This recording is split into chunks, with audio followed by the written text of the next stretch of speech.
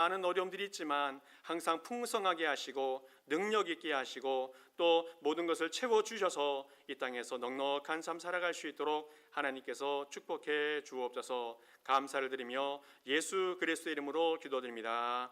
아멘. 우리 성경 말씀 함께 보겠습니다. 로마서 1장입니다. 로마서 1장 16절, 17절 두 절 말씀만 보겠습니다. 로마서 1장 16절, 17절 우리 두 절이니까 우리 짧으니까 우리 같이 처음부터 끝까지 읽겠습니다. 같이 읽습니다. 시작. 내가 복음을 부끄러워하지 아니하노니 이 복음은 모든 믿는 자에게 구원을 주시는 하나님의 능력이 됨이라. 먼저는 유대인에게요 그리고 헬라인에게로다. 복음에는 하나님의 의가 나타나서 믿음으로 믿음에 이르게 하나니 기록된 바 오직 의인은 믿음으로 말미암아 살리라 함과 같으니라. 아멘. 세상에는 강력한 지도자들이 많이 있는데 그 중에 한 사람 따져본다면 이 나폴레옹이라고 하는 사람을 빼놓을 수 없을 겁니다. 이 1769년도에 태어났는데 그 사람이 했던 가장 유명한 말 뭐 있죠?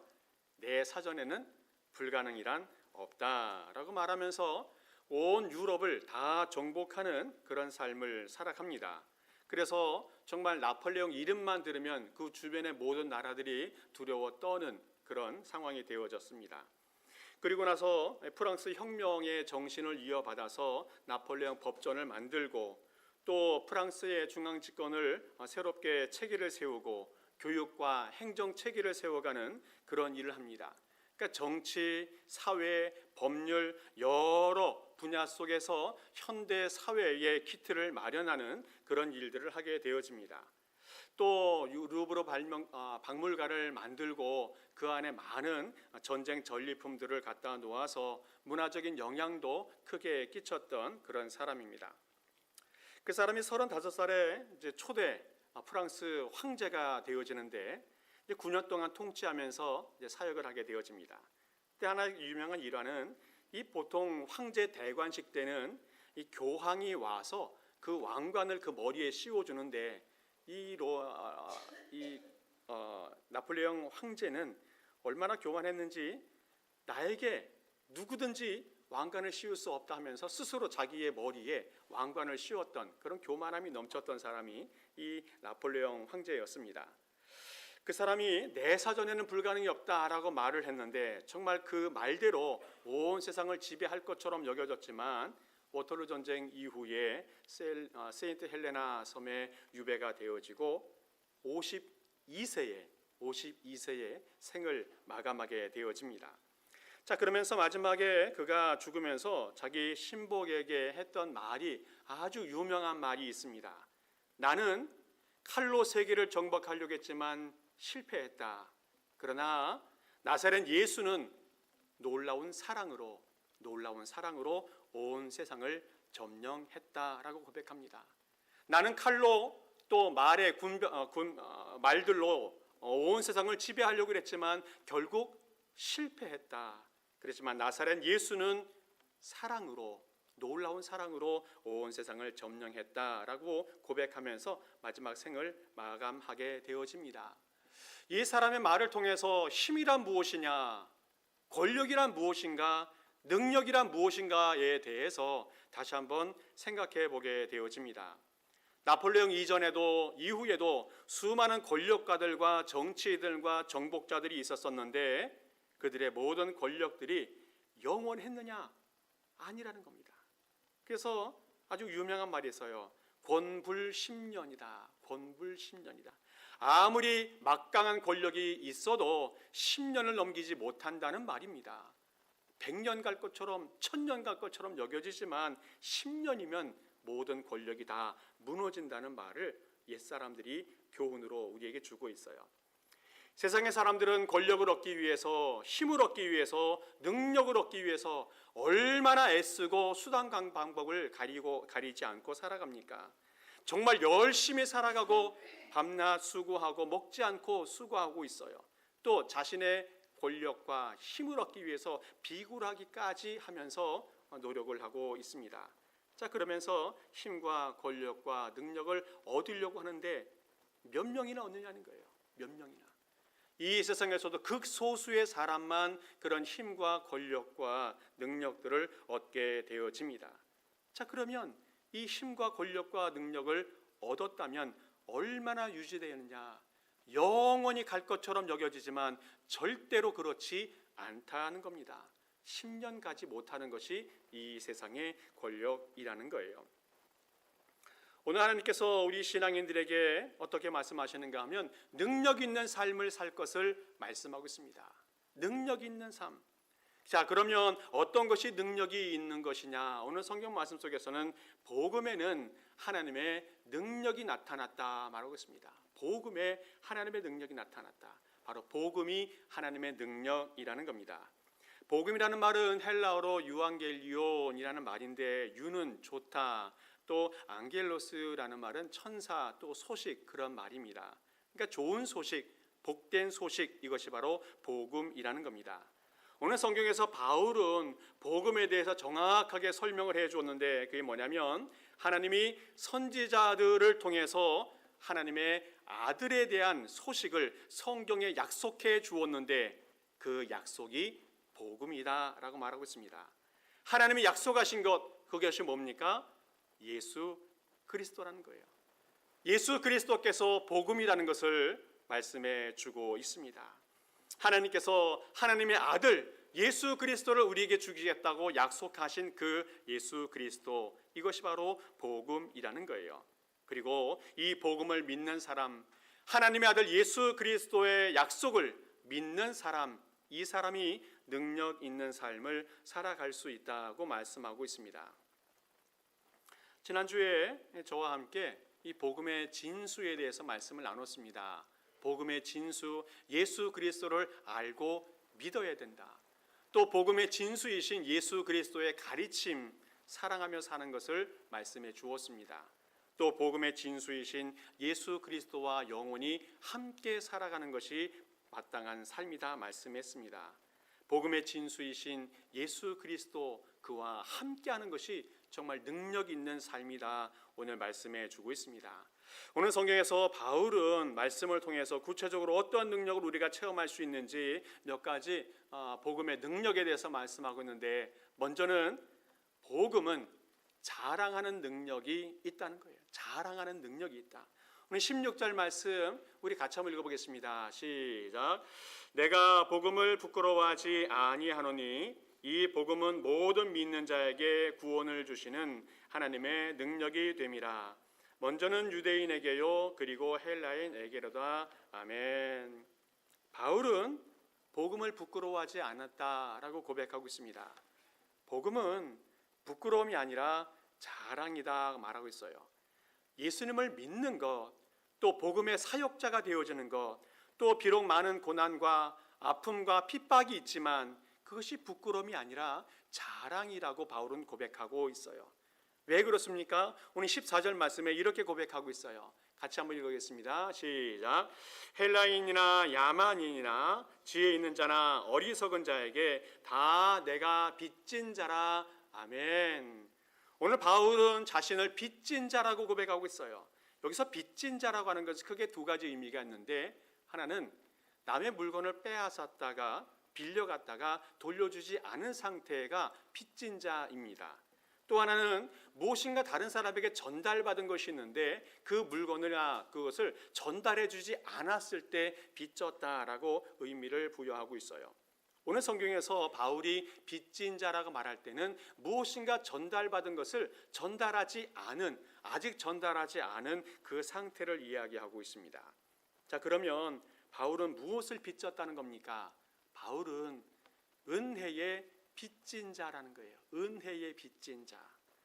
원래 바울은 예수님을 핍박했던 사람이었습니다. 예수님을 믿는 사람들을 잡아다가 감옥에 가두고 또 고난을 주었던 그런 사람이었습니다.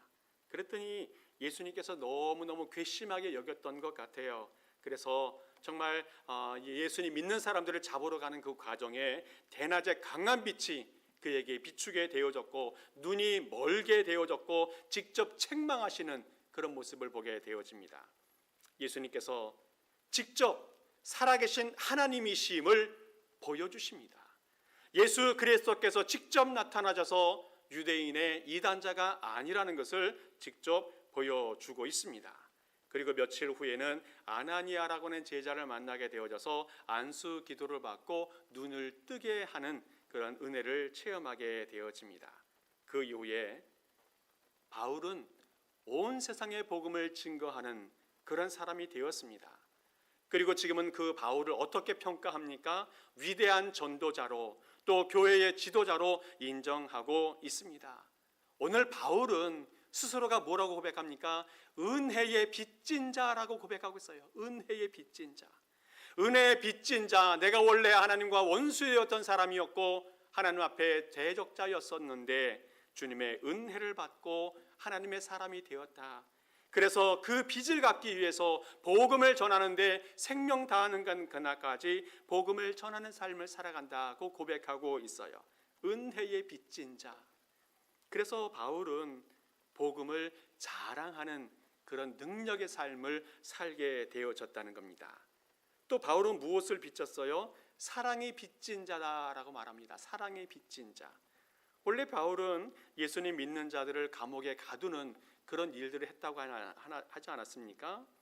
감사하게도 예수님을 만나면서 변화되어졌고 예수님을 만나면서 새로운 사람이 되었어요. 그러나 아무도 그 바울을 믿지 않았어요. 제자들을 만나고 믿는 자들을 찾아가 봤지만 바울의 말과 바울의 삶을 믿는 사람이 아무도 없었습니다. 너무너무 실망하여서 바울은 고향에 돌아가 숨어서 은둔 생활을 하게 되어집니다. 근데 감사하게도 바나바라고 하는 사람이 이 바울을 불러요. 그리고 그를 다른 사람들에게 소개하고 제자들과 연을 맺게 해줍니다. 그리고 안디옥 교회에서 함께 사역할 수 있는 은혜를 베풀어 주어요. 그리고 그 이후에는 전도 여행을 다니면서 수많은 동역자들을 만나게 되어집니다. 근데 그 동역자들이 무엇이라고 고백해요? 물질로 돕고 함께 사역하면서 헌신하고 감옥에도 같이 가고 내가 내 눈을 빼어줄지라도 바울을 위해서 헌신하겠다고 고백합니다. 내가 목숨을 걸고 바울과 동역하겠다고 고백하는 사람들이 있어요. 바울은 변화된 후에 많은 사람들의 큰 사랑을 받은 그런 사랑의 빚진 자가 되었다는 거예요. 그 빚을 갚기 위해서 바울은 생명 걸고 복음을 증거하는 일에 애쓰게 되어집니다. 바로 이것이 복음의 능력이라는 거예요. 복음의 능력.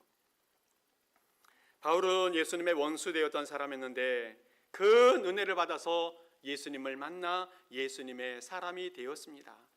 또 바울은 많은 사람들의 미움과 따돌림을 받았던 사람인데 큰 사랑을 받아서 많은 사람들의 칭찬과 인정을 받는 사람이 되었어요. 바울은 이 빚을 갚기 위해서 복음이 부끄러움이 아니라 자랑이 되었던 그런 사람입니다. 그래서 목숨 걸고 복음 증거를 위해서 힘쓰는 사람이 되었어요. 바울에게는 이 복음이 바로 능력이 되어졌다는 겁니다. 능력이 되어졌다. 오늘 바울은 복음을 자랑하는 성도가 되고 또 사역자가 되는 그런 삶으로 새로운 인생을 출발하게 되어집니다. 그러면서 이렇게 고백해요. 고린도전서 1장 22절 또 24절까지 우리 교독하시면서 보겠습니다. 22절 제가 먼저 봅니다. 유대인은 표적을 구하고 헬라인은 지혜를 찾으나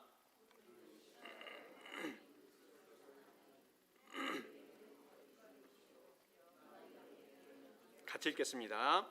오직 부르심을 받은 자들에게는 유대인이나 헬라인이나 그리스도는 하나님의 능력이요 하나님의 지혜니라. 아멘. 유대인들은 표적이나 율법이 자신들의 자랑이라고 고백하고 있어요. 또 이방 사람들은 지혜가 최고라고 자랑하면서 살아갑니다. 바울은 무엇이 최고입니까? 십자가에 못 박혀 죽으신 예수 그리스도가 최고이고 자신의 자랑이라고 고백하고 있어요. 그래서 바로 이 십자가에 죽으신 그 예수 그리스도를 증거하며 평생을 살아간 전도자가 되어집니다. 바울은 은혜도 받고 사랑도 받으면서 복음의 능력을 체험한 그런 사람이 되어져서 복음을 자랑하는 그런 삶을 살아가게 되어집니다. 우리는 어떤 사람입니까? 우리는 어떤 사람입니까? 우리는 빚진 자 아닌가요? 빚진 자. 하나님의 은혜의 빚진 자가 되어졌고 사람들의 사랑의 빚진 자가 아닌가요? 하나님의 자녀가 될 자격이 있었던 사람들인가요? 은혜 받을 자격이 있었던가요? 사랑받을 자격이 있었던가요? 우리는 아무 자격이나 능력이 없었던 사람입니다. 원래 우리는 하나님의 심판의 대상자여서 하나님의 원수되었고 사단에게 속한 사람이었습니다. 그러나 하나님의 은혜로 예수님의 사랑으로 많은 성도들의 헌신과 기도와 도움으로 오늘 우리는 이 자리에 앉아 있습니다. 이제는 이것이 우리에게 부끄러움이 아니라 자랑이 될 수 있기를 축복합니다. 우리 모든 성도님들 하나님의 자녀가 되었다는 것, 또 우리가 교회를 다닌다는 것, 우리가 남부 유다장로교회의 성도가 되었다는 것, 이것이 자랑이 될 수 있기를 축복합니다. 우리의 성도가 가져야 될 가장 기본적인 자세, 이것은 복음을 부끄러워하는 것이 아니라 자랑할 수 있는 마음이라는 겁니다. 오늘 우리는 하나님의 말씀과 또 하나님의 자녀가 된 것이 부끄러움이 아니라 자랑이 되는 삶을 살아가는 우리의 성도 될 수 있기를 간절히 축복합니다. 요한복음 4장에 보면 사마리아 여인이 나와요. 이 여인은 남편이 5이나 있었었고 지금 가정생활을 하지만 아무것도 제대로 된 것이 없는 그런 부끄러운 사람이었습니다. 너무 부끄러워서 다른 사람들 만나기가 힘들었고 또 물이 필요해서 물을 뜨러 갔지만 아무도 다니지 않는 그 정오 12시에 물을 뜨러 갔던 그 여인이었습니다. 자, 그런데 감사하게도 예수님을 만났어요. 예수님을 만나고 예수님의 복음을 듣게 되어집니다. 그리고 그 속에 이제는 자신의 처지와 자신의 환경 때문에 부끄러워했던 모든 것들이 사라지고 기쁨이 가득 차게 되어졌어요. 그리고 마을 사람들에게 찾아가 예수님을 만났다, 내가 메시아를 만났다라고 고백하게 되어집니다. 그 후에 마을 사람들도 예수님을 만나게 되어지고 이제는 예수님을 붙들고 예수님 말씀해 주세요, 예수님 말씀해 주세요 하면서 몇 날 동안 예수님을 붙들었던 그런 기록이 있습니다. 복음은 부끄러운 사람들에게도 능력이 되어집니다. 그래서 복음을 증거하게 한다는 거예요. 복음은 절망과 포기한 삶, 그 사마리아 사람들에게도 새로운 구원과 예배의 삶을 시작할 수 있게 하는 능력이 그 안에 있다라는 겁니다. 우리 사랑하는 성도 여러분들, 복음을 부끄러워하지 말고 이제는 복음을 자랑하면서 살아갈 수 있기를 축복합니다. 예수님이 내게 자랑이 되어지고 천국의 백성이 되어진 것이 내게 자랑이 되는 그런 삶이 되어져야 한다는 거예요. 복음대로 살지 못한 그 모습이 부끄러워져야 되고 예수님을 증거하지 못했던 모습이 부끄러움이 되어져야 합니다. 예수님을 자랑하지 못하고 내가 하나님의 자녀된 것이 자랑하지 못했던 그 모습이 부끄러움이 되어져야 한다는 겁니다. 이제는 오히려 부끄러움을 다 벗어나 당당하게 예수 그리스도인 것을, 또 그리스도인인 것을 나타내고 보여주는 복된 삶을 살아가는 우리의 성도 될 수 있기를 간절히 축복합니다. 오늘 또한 복음을 통해서 우리가 어떤 능력을 얻을 수 있는가 하면 복음은 구원의 능력이 있다고 말합니다. 구원의 능력이 있다. 16절 말씀 우리 다시 한번 읽어보겠습니다. 시작. 내가 복음을 부끄러워하지 아니하노니 이 복음은 모든 믿는 자에게 구원을 주시는 하나님의 능력이 됨이라. 먼저는 유대인에게요 그리고 헬라인에게로다. 아멘. 복음은 믿는 자에게 죽음에서 구원을 베풀어주는 능력이 된다라고 말씀하고 있습니다. 복음은 복된 소식이다, 또 좋은 소식이다 말씀을 드렸는데 이 고대에는 전쟁을 하더라도 이 정보를 빨리 받을 수가 없어서 전쟁의 결과가 어떻게 됐는지 너무너무 궁금해했다고 합니다. 그래서 이 전장에서 이제 전쟁을 마친 후에 전령이 먼저 달려오게 되어지는데, 그 사람이 달려오면 이 나팔을 불고 성 안에 있는 많은 사람들을 불러 모으고 기쁜 소식을 전하게 되어집니다. 우리가 전쟁에서 승리했습니다. 이 말씀이 듣게 되어지면 모든 백성들이 박수를 치고 환호성을 지르면서 정말 파티를 하고 짐승을 잡아서 축제를 벌이게 되어집니다. 그리고 전쟁에서 승리하고 돌아오는 군사들을 맞이하면서 모든 것을 축하하는 모습이 있어요. 이것이 바로 복음이라는 거예요. 복된 소식, 복된 소식. 이것이 복음이라는 겁니다. 성경에서 바울은 복음이 무엇인지를 정확하게 설명해 주고 있습니다. 고린도전서 15장 3절 4절 말씀 우리 같이 한번 읽어보겠습니다. 시작. 내가 받은 것을 먼저 너희에게 전하였노니 이는 성경대로 그리스도께서 우리 죄를 위하여 죽으시고 장사 지낸 바 되었다가 성경대로 사흘 만에 다시 살아나사. 아멘.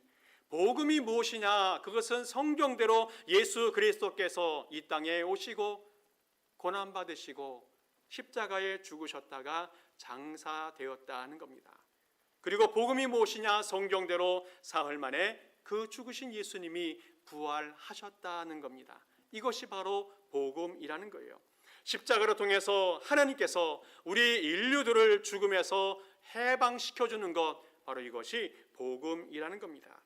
복음을 성경에서는 여러 가지로 표현해주고 있는데, 속박에서 자유하게 하는 것, 또 노예에서 풀려나게 하는 것, 또 이스라엘 백성들이 노예 생활을 하다가 모세의 인도함 받아서 자유하게 되어지고 해방이 되는 것, 이 모든 것들을 구원이다라는 말입니다.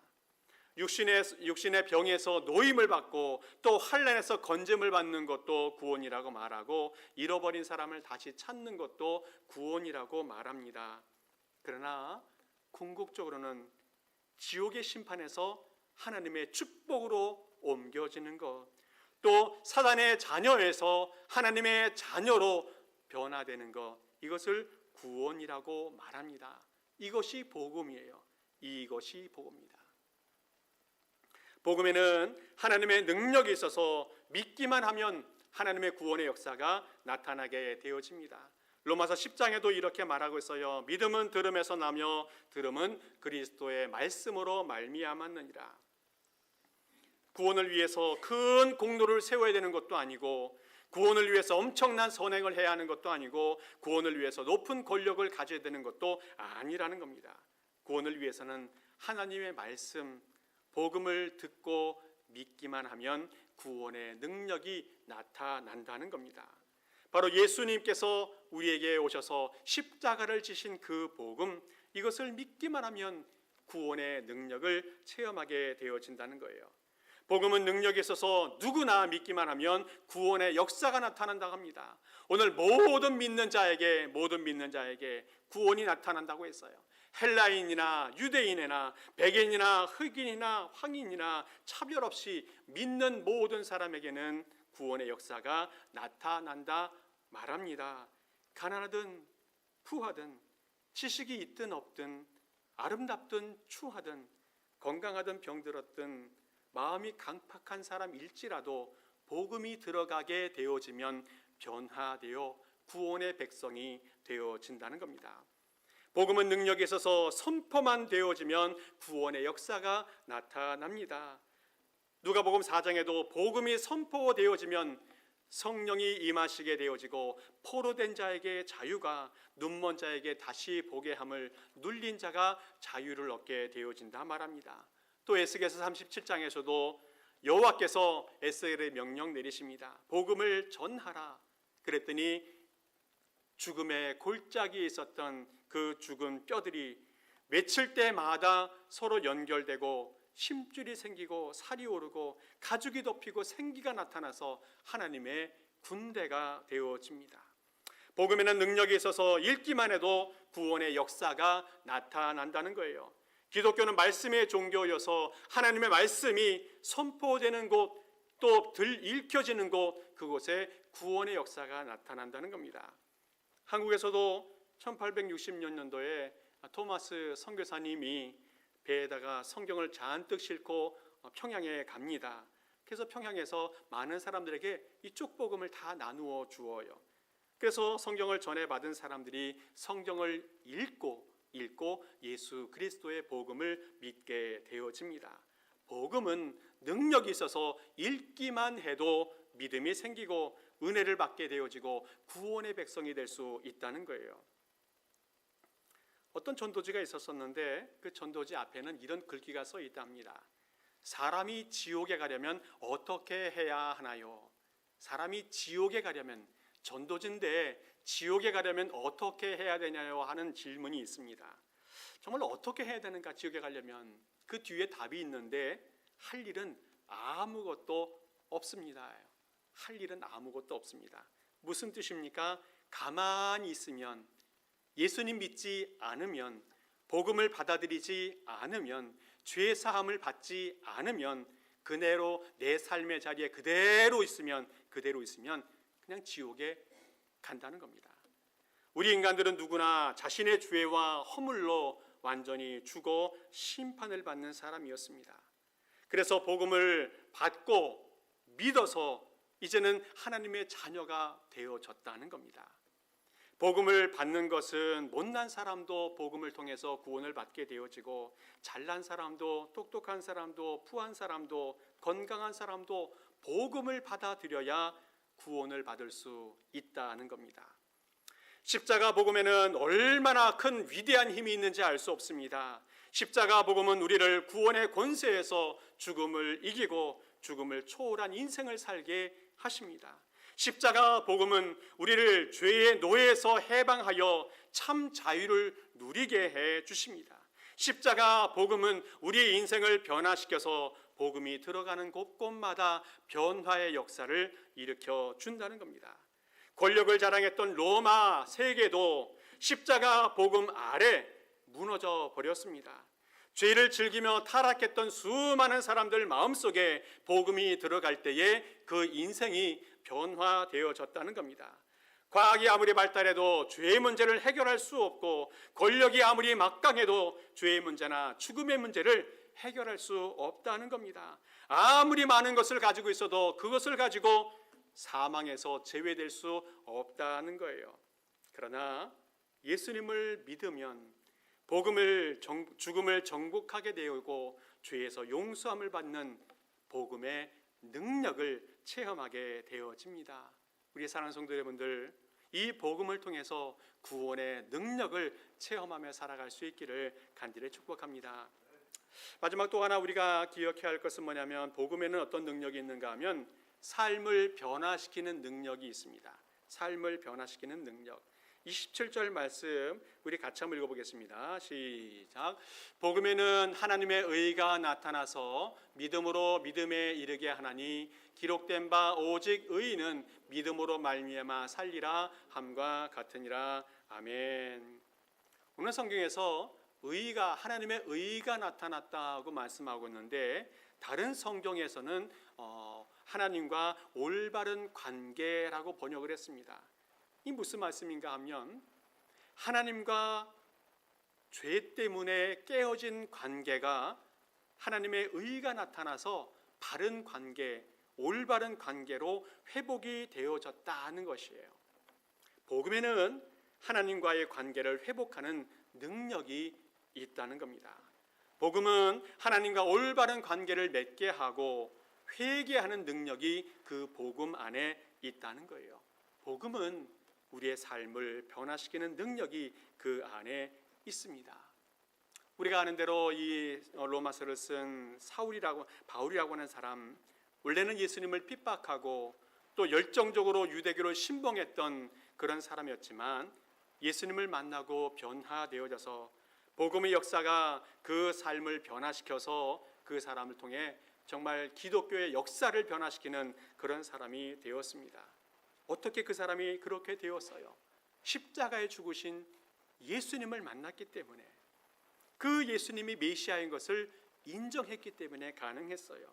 그리고 그 이후에도 12 제자들과 관계를 맺고, 또 그 이후에 수많은 기독교인들을 만나고, 또 그 이후에도 수많은 핍박과 또 순교의 고통들을 다 이겨나가고 그 후에 복음의 완성자가 되어졌다는 겁니다. 그 이후에도 수많은 믿음의 사람들이 삶이, 인생이 변화되어져 복음 앞에 쓰임받는 사람이 되어졌습니다.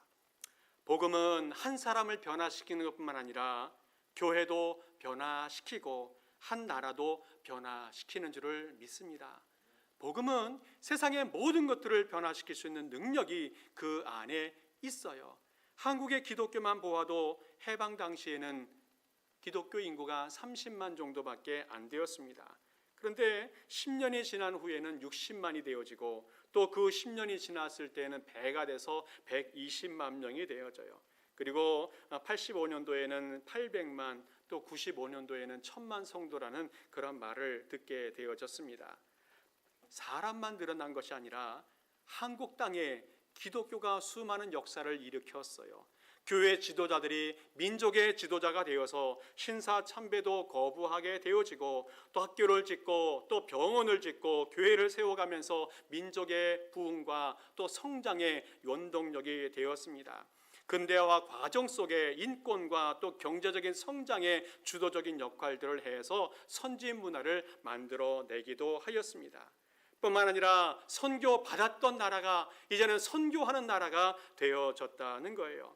55년도에는 두 사람이 태국에 선교사로 파송이 되어졌고 61년도에는 3명이 파키스탄에 선교사로 파송이 되어졌고 88년도에는 1000명이 넘어가고 지금은 선교단체가 130개, 또 선교 대상국이 163개국, 또 선교사만 13,000명이 넘는 그런 놀라운 역사를 일으켜 주었습니다.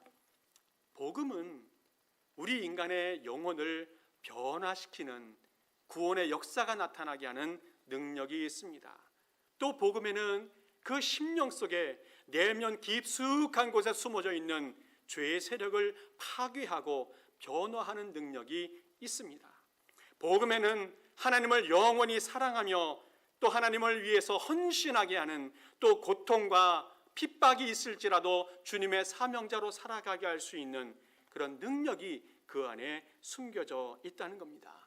이것이 바로 복음의 능력이에요. 오늘 성경 말씀 속에서도 오직 의인은 믿음으로 말미암아 살리라 말하고 있습니다. 복음을 믿는 성도들은 믿음으로 살아가게 되어집니다. 복음을 전하며 살아가게 되어지고 사랑하면서 살아가게 되어진다는 겁니다. 복음을 받아들인 사람은 주님의 말씀과 또 주님이 기뻐하시는 일들을 위해서 그 삶을 헌신하고 변화된 삶을 살아가게 되어진다는 겁니다. 말씀을 정리합니다. 오늘 복음에는 하나님의 능력이 있다 말씀했습니다. 이 능력이라고 하는 것은 이 원어가 이 다이나마이트가 되어졌어요. 그것은 무엇을 의미합니까? 복음은 능력이 있어서 아무리 단단하고 또 크고 또 위대한 것일지라도 파괴할 수 있다는 겁니다. 복음은 강력한 사단의 권세를 다 무찔러 내었습니다. 복음은 인간이 쌓아놓았던 수많은 업적들과 바벨탑까지도 다 무너뜨렸습니다. 복음은 내 강하고 고집스러운 자아까지도 다 푸시고 하나님의 사람이 되게 해주는 능력이 있습니다. 복음에는 하나님의 능력이 있기 때문에 가능하다는 거예요. 하나님의 능력이 있어서 우리를 구원하고 우리를 변화시키는 능력이 그 안에 있다는 겁니다. 우리 사랑 성도 여러분들, 진짜 복음을 믿는 그런 성도가 될 수 있기를 바랍니다. 그리고 복음의 능력을 체험하는 성도 될 수 있기를 축복합니다. 그리고 복음의 능력을 자랑하면서 살아가는 삶 되길 바랍니다. 그래서 복음 안에서 능력 있는 삶 살아가는 우리 모든 성도 될 수 있기를 간절히 축복합니다. 함께 기도하겠습니다. 아버지 하나님 감사합니다. 우리가 하나님의 아들 예수 그리스도를 알고 믿어 구원의 백성이 되게 하심을 감사를 드립니다. 이제는 구원의 능력을 가진 사람이 되게 하여 주옵소서. 이제는 구원의 능력을 체험하게 하시고 복음을 자랑하며 삶이 변화되는 경험을 하게 하여 주옵소서. 그래서 주님의 사람으로 든든하게 세워지는 능력의 사람이 되게 하옵소서. 감사를 드리며 예수 그리스도의 이름으로 기도하옵나이다. 아멘. 우리 모두 일어서셔서 함께 찬양하시고